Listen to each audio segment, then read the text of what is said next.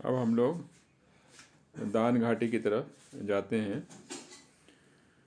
और जो कि गोवर्धन शहर के मध्य के आसपास पड़ता है। और वहाँ पे हम देख रहे हैं कि रिक्शा, ट्रैक्टर, गाय वाएँ सब लोग जा रहे हैं। और हम लोग आगे निकल रहे हैं दान घाटी की तरफ से। ये वो स्थान है जहाँ पे भगवान कृष्ण ने कर वसूल करते थे गोपियों से। और इसका उल्लेख आता है श्री दान के लिए कमुडी में आता है। इसमें ऐसा होता है कि कृष्ण भगवान कहते हैं कि मुझे जो वन है, वन के राजा ने ये कहा है कि मुझे यहाँ से कर वसूल करना है। और विशाखा ने कहा कि तुम्हें क्या कंस महाराज ने बोला है? तो कृष्ण भगवान कहते हैं कि नहीं नहीं, मुझे कंस ने नहीं बोला है। तो विशाखा कहती हैं कि फिर तुम्हें किसने बोला है? तो कृष्ण भगवान कहते हैं मुझे उसने कहा है जिस जिस जिस जो कि कंस को देखता है तो कंस एकदम घबरा जाता है, उसने मुझे कहा है। और जिसका नाम जो है कामदेव है। फिर ललिता सखी जो है वो कहती है कि मैंने ऐसा कामदेव नाम का कोई भी नहीं सुना है राजा का। तो इस प्रकार से ये कथा जाती है। जो परिक्रमा का जो मार्ग है वो मथुरा रोड वाला रास्ता नहीं है, पर वो उल्टे हाथ से जाता है लक्ष्मी नारायण मंदिर की तरफ से। और यहाँ पे कुछ हमारे जो भक्त हैं वो वहाँ पे कुछ लोग खड़े हैं वहाँ से, जो कि मतलब 100 रुपये का नोट देने से 100 रुपये के सिक्के देते हैं, या 50 रुपये का नोट देने से मतलब 50 रुपये के सिक्के देते हैं। तो वहाँ से लेते हैं ताकि वो जो रास्ते में जो लोग मिलते हैं जो कुछ मांगते हैं दान, उनको दे सकें। उधर से हम जब आगे निकलते हैं तो आगे इस्कॉन भक्ति वेदांत आश्रम आता है। और हम इस्कॉन भक्ति वेदांत आश्रम तक पहुंचते हैं। बहुत ही सुंदर बना रखा है, पीले रंग से बना रखा है, पीले रंग का पेंट किया हुआ है। और एकदम गोवर्धन पर्वत के सामने ही पड़ता है। और जिस तरीके से एक छोटा सा किला है उस तरीके से उसका रूप दिया गया है। और ये जो था पहले मध्य प्रदेश के जो राजा थे उनका था। और उसके बाद तमल कृष्ण गोस्वामी जो थे और गिरिराज स्वामी जो थे, उनको ये जब मिला था तो उनने इस्कॉन के लिए ये एक स्थान बना दिया था। और वहाँ पे जगन्नाथ जी की प्रतिमा भी स्थापित हो रखी है। और वहाँ पे तमल कृष्ण गोस्वामी जी की एक छोटी सी पुष्प समाधि भी है जहाँ पे हम लोग दंडवत प्रणाम करते हैं। और हम जब आगे जैसे चलना शुरू करते हैं कि तो कोई हमें बताता है कि आगे जाके 2 गांव हैं और उल्टे हाथ में पड़ते हैं। और उसका नाम है परसोली। और दूसरा गांव जो है उसका नाम है पेठा, जो कि 3 किलोमीटर आगे जाके पड़ता है। परसोली जो है वो उसको मोहम्मदपुरा भी कहा जाता है आजकल। यहाँ पे कृष्ण भगवान और जो गोपी जो हैं वो अपनी रासलीला करती थी। और यहाँ पे हम चंद्र सरोवर भी देख सकते हैं जहाँ पे कि भगवान जो आराम करते थे। और वहाँ पे भजन कुटरी भी है और समाधि भी है। वैष्णव जो हैं सूरदास जी की उनकी भजन कुटरी है यहाँ पे। जो पेठा जो गांव है ये वो स्थान है जहाँ पे कृष्ण भगवान जो हैं अचानक से गायब हो गए थे रासलीला के समय में। और इस प्रकार से गोपी जो लोग थी, गोपियाँ एकदम चिंतित हो गई थी कि वो भगवान कहाँ चले गए हैं। तो इस प्रकार से यहाँ पे जब वो आए थे तो उनने अपना 4 भुजा वाला नारायण उनने अपना रूप दिखाया था। तो जब जब उनको ढूंढ रही थी गोपियाँ जो थी, तो वो यहाँ पे यहाँ की जो झाड़ियों में ढूंढ रही थी, वो इधर इधर उधर ढूंढ रही थी और काफ़ी याचना कर रही थी कि भगवान उनको मिल जाए। और कुछ समय बाद श्रीमती राधा रानी जब उनके सामने आई थी तो इस तरीके से वर्णन आता है चैतन्य चरिता में आदि 17वें चैप्टर में कि श्रीमती राधा रानी जो थी उनके सामने कृष्ण भगवान जो थे वो छुप रहे थे और उनको अपने जो बाकी के जो 2 वो थे हाथ थे उनको छुपाने पड़ रहे थे। वो कोशिश कर रहे थे कि अपने चारों हाथों को छुपा सके, पर वो ऐसा नहीं कर पा रहे थे। इस प्रकार से वर्णन आता है। तो ये राधा रानी का भी एक प्रेम है जो कि इस समय बताता है। और गोवर्धन शिला जो है वहाँ पे हम लोग आगे बढ़ते हैं और महामंत्र का हम लोग जाप करते हुए आगे निकलते हैं और जय गिरिराज जी, जय गिरि गोविंदा, जय जय गिरि गोवर्धन का जाप करते हुए हम लोग आगे निकलते हैं। और जैसे हम लोग आगे जा रहे होते हैं तो हम लोग कृष्ण भगवान के बारे में सोच रहे हैं और उनके जो ग्वाले हैं उनके बारे में सोच रहे हैं कि किस प्रकार से वो किसी समय में यहाँ पे अपने गायों को चरा करते होंगे। जब श्रीला प्रभुपाद जो थे अपने भक्तों को गोवर्धन परिक्रमा के लिए ले गए थे तो उनने कहा था कि आप लोग किसी तरीके से अपना चरण जो है गोवर्धन के ऊपर ना रखें, ना ही किसी शिला को ले जाएं, क्योंकि जो शिला हैं वो गोवर्धन पर्वत का ही एक हिस्सा है, तो उसको ले जाना है तो श्रीला प्रभुपाद ने वर्जित किया था। और जो हम लोग परिक्रमा मार्ग में चल रहे हैं उसकी जो भूमि है एकदम कोमल कोमल भूमि है और ठंडी ठंडी हवा चल रही है और आसपास के जो छोटे छोटे गांव निकलते जा रहे हैं और कुंड भी हमें दिखाई दे रहे हैं।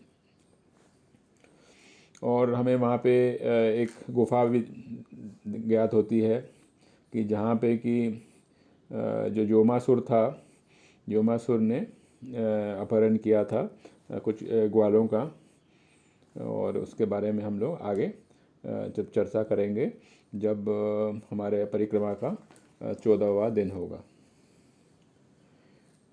उसके बाद आता है अनियोरा।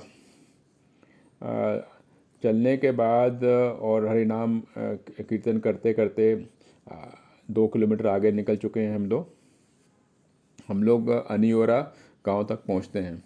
ये वो जगह है जहाँ पे कि अन्नकूटा जो यज्ञ था, जो कि पहली बार गोवर्धन पूजा कही जाती है, नंद महाराज ने करी थी, वो यहाँ पे करी गई थी।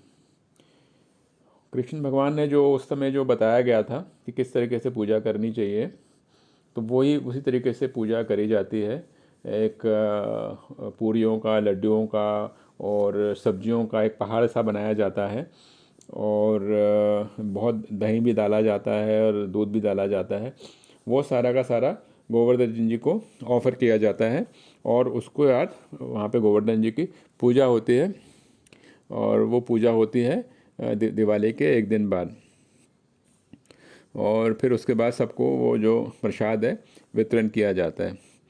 तो हम लोग वहाँ पे बैठे हुए हैं और श्री श्री नित्या गौर सुंदर जी जो हैं हमारे साथ हैं, पेड़ की छाया के नीचे हैं। और हमारे जो परिक्रमा लीडर हैं वो हमें प्रोत्साहन दे रहे हैं कि हमें जब गोवर्धन पूजा होगी आगे कभी भी होगी, हमें आना चाहिए और इस स्थान पे आना चाहिए। अब आता है गोविंद कुंड। हम लोग आगे चलते चलते जा रहे हैं, तकरीबन 400 मीटर आगे जाने के बाद गोविंदा कुंड आता है। ये तब बना था कि जब इंद्र जी जो थे, इंद्र थे, उनने कृष्ण भगवान को दूध से नहलाया था, तथा गंगा जल से नहलाया था, और तुलसी मंजरी के साथ, और क्या कहते हैं, कमल के जो फूल हैं उसके साथ उनने भगवान को नहलाया था। गोवर्धन पूजा जो होती है वो पूर्णमासी के समय भी होती है, और उससे शुक्ल पक्ष जो होता है उससे मालूम पड़ता है शुक्ल पक्ष हो रहा है, जो कार्तिक महीने का होता है। और उसके जो अगला दिन जो होता है उसको यमा द्वितीया कहते हैं, ताकि जितने भी सारे व्रजवासी हैं वो विश्राम घाट जाते हैं जो कि मथुरा में है वहाँ पे, ताकि वो, हमने जैसे पहले बताया था, यमराज जी और यमुना देवी का, कि वहाँ पे पूजा करने के लिए जाते हैं, जिससे कि यमराज जी ने वर दिया था कि जो भी आते हैं वहाँ पे उनसे वो कोई भी सवाल नहीं पूछते हैं। और हम लोग आगे जाते हैं, और हमें कृपा सब आचार्यों की मिलती है, अलग अलग आचार्यों की जो कथाएं हैं उसकी कृपा हमें मिलती है, और इस प्रकार से हम लोग आगे आगे निकलते जाते हैं परिक्रमा में। फिर हम लोग जब आगे जा रहे होते हैं तो वहाँ पे पुंचारी का लोठा बाबा का मंदिर आता है। ये पुंचारी का जो लोठा बाबा का जो मंदिर है, ये सबसे जो दक्षिण जो टिप है गोवर्धन जी का, वहाँ पे है। और जो कृष्ण जी जो हैं, ये कृष्ण जी के मित्र हैं पुंचारी जी, और जो कि अभी भी भगवान के लिए इंतज़ार कर रहे हैं कि वो भगवान कब आएंगे मथुरा से। तो इसकी कथा भी हमने पहले करी थी। तो लोठा बाबा जो हैं, जो कई लोग उनको हनुमान जी का रूप भी मानते हैं, और उनको इतना भगवान पे, कृष्ण पे इतना जितना भरोसा था कि वो कभी ना कभी वो आएंगे हैं, कि वो आज भी इंतज़ार कर रहे हैं। और हम उनकी हम लोग प्रार्थना करते हैं, दंडवत प्रणाम करते हैं। लोठा बाबा जो हैं उनकी प्रतिमा के साथ एक लाठी है, जिससे कि वो गैया को वो करते हैं। ऐसा कहा जाता है कि जब कृष्ण भगवान जो गोवर्धन को उठा रहे थे, लोठा बाबा जो थे उनने अपनी लाठी के साथ कृष्ण भगवान को मदद करने की कोशिश करी थी। और क्योंकि लोठा बाबा जो थे कृष्ण भगवान के मुकाबले में बहुत ही वो थे, भारी थे, उनको ऐसा लग रहा था कि उन्हीं ने गोवर्धन को उठा रखा है, ना कि कृष्णा ने। तो इस प्रकार से कृष्ण भगवान ने अपने मित्र की जो बात को समझा था, तो वो मुस्कुरा पड़े थे, और उनने अपनी उंगली जब हल्की सी हटाई तो गोवर्धन पर्वत गिरने लगा। तो लोटा बाबा को इस बात के बारे में ज्ञात हुआ कि वो तो कुछ भी नहीं कर रहे हैं, करने वाले जो हैं वो कृष्णा ही हैं। उससे आगे जाते हैं हम लोग तो राघव पंडित जी की गुफा है, और राघव पंडित जी की जो गुफा जो है वहाँ पे वन पड़ता है, जिसको वहाँ पे सोतला कुंड कहते हैं।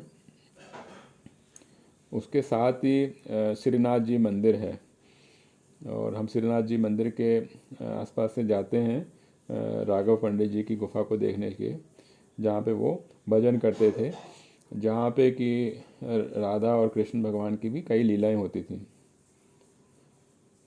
तो हम लोग गुफा के मतलब एंट्रेंस तक ही जा सकते हैं, क्योंकि अंदर का जो रास्ता है गुफा का वो बंद कर दिया गया है। जो राघव पंडित जी जो थे वो चैतन्य महाप्रभु जी के काफ़ी क्लोज भक्त थे। और अभी हम लोग को भूख लगने लगी है, और नाश्ते का भी समय हो गया है, और हम लोगों को गर्मा गर्म प्रसाद वितरित किया गया है। और हम लोग खा रहे हैं और अब बंदरों से भी बच रहे हैं कि भी बंदर हमारे पूरियों को ना खींच के ले जाएं। इससे आगे जब हमने नाश्ता कर लिया, प्रसाद कर लिया, तो हम लोग कदम वन की तरफ प्रस्थान करते हैं। और कदम वन जो है कि वहाँ से हम लोग जब निकल रहे हैं तो वहाँ की जो भूमि है एकदम धूल मट्टी जो है ब्रज की बहुत ही पावन है। हम लोग अपने माथे पे भी उसको लगाते हैं। और उससे आगे जाते हैं तो इंद्र कुंड है, सुरभि कुंड है और एरावत कुंड है। ऐसा कहा जाता है कि जो इंद्र कुंड जो है वो इंद्र देवता के आंसुओं से जब बना था, जब उसे ज्ञात हुआ कि उसने किस तरीके से अपने अभिमान में पाप किया है।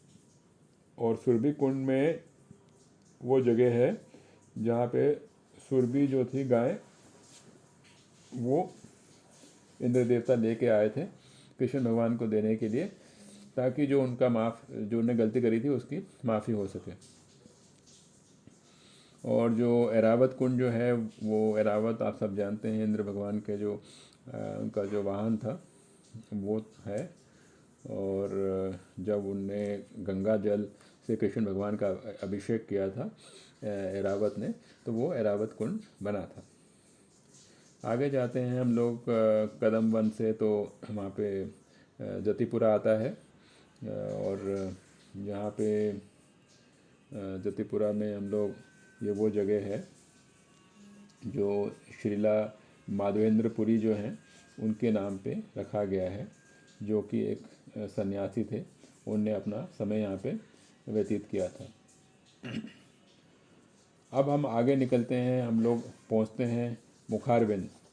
तो मुखारबिंद जो है पूरे परिक्रमा में एक बहुत ही मुख्य स्थान माना जाता है। ये जतिपुरा गांव के बीच में पड़ता है और गोवर्धन पर्वत के एक श्रेष्ठ स्थान माना जाता है। तो जो जो वल्लभाचार्य के जो फॉलोअर्स हैं वो गिरिराज जी का जो कमल मुख है उसे मुखारविंद मानते हैं। और इस स्थान पे जो है भगवान जो गोवर्धन जी को मतलब कि दिन में काफ़ी दूध दिया जाता है और वहाँ पे दूध डाला जाता है कि उनका उनका मुख माना जाता है। तो जब हम लोग जटिपुरा से आगे निकलते हैं और गोवर्धन पर्वत से आगे के, तो हम लोग एक निकट से भगवान गोवर्धन जी का दर्शन करते हैं। और वहाँ पे कई गैयाँ भी हैं जो चर रही हैं और बहुत ही अच्छा वातावरण है और हमें काफ़ी सारे वृक्ष भी नज़र आ रहे हैं। आगे जाते हैं तो हम लोग साक्षी थाली की तरफ जा रहे हैं। और साक्षी थाली जो है, यहाँ पे चंद्रावली जो थी वो वहाँ पे यहाँ रहती थी अपने पति के साथ। और गोवर्धन माला जो है, जो कि श्रीमती राधा रानी की जो एक सखी थी, वो भी यहाँ रहती थी। और चंद्रवली जो थी वो यहाँ पे कृष्ण भगवान को मिलती थी। और ऐसा माना जाता है कि चंद्रवली जो है वो श्रीमती राधा रानी की एक किस्म से कॉम्पिटिटर थी।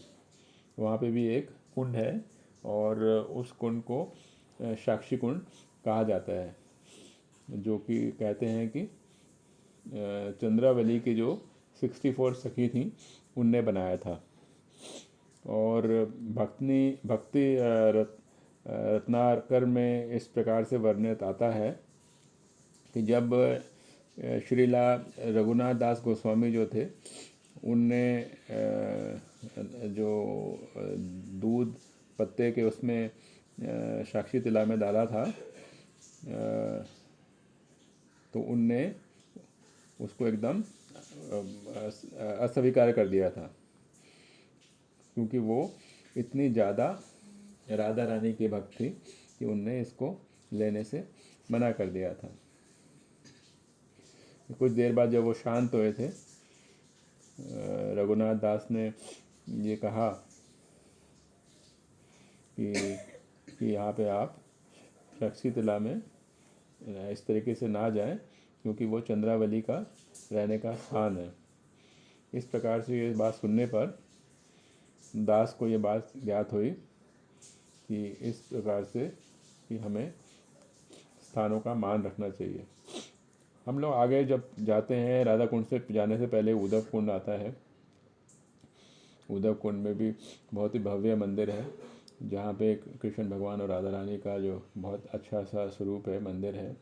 वहाँ पे प्रभुपाद जी के एक मित्र हैं, वो अभी भी वहाँ पे पुजारी के रूप में काम करते हैं, तो वहाँ पे हम दर्शन करते हैं। उद्धव कुंड में वहाँ पे 24 घंटे अभी भी हरि नाम का कीर्तन होता रहता है और बहुत ही पावन स्थान है। और इस प्रकार से हमारी आज की जो यात्रा है समाप्त होती है। कल हम लोग राधा कुंड पहुँचेंगे और राधा कुंड के हम लोग दर्शन करेंगे। हरे कृष्णा कृष्णा कृष्णा हरे हरे, हरे राम राम राम हरे हरे।